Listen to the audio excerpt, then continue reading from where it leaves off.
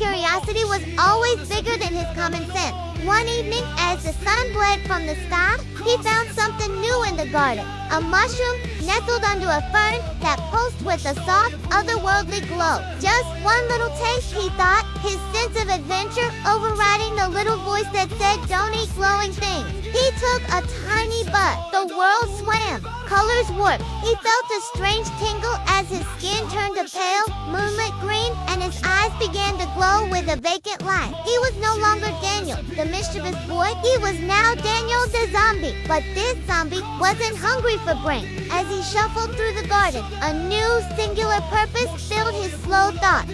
Organization, his dad's roses, beautiful and perfect, were all wrong. They were two random dots with slow, deliberate movements. He began his work. He pulled a perfect red rose from the soil and shuffled over to the bird bath, plunging it into the water. Asterisk, blink, asterisk.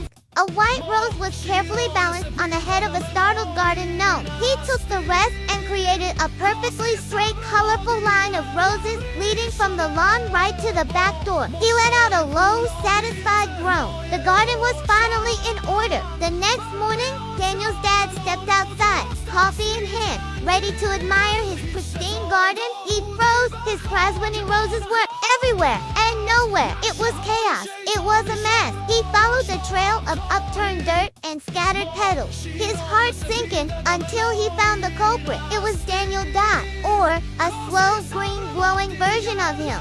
Zombie Daniel stood proudly beside his handiwork, pointing a dirt-caked finger at the roseland path to the kitchen. He let out another happy groan, as if to say, "Look what I did." His dad stared. He looked at his zombie son. He looked at the rose and the bird. He looked at the gnome wearing a flower hat. He looked at the absurdly straight line of flowers on his lawn. His face cycled through shock, confusion, and then something else. A small, tired smile. It was the strangest, most chaotic, most oddly artistic thing he had ever seen. He walked over and gently patted Zombie Daniel on the head. The zombie boy leaned into the touch with a soft, gurgling groan. The dad just sighed, looking at his new, bizarre garden.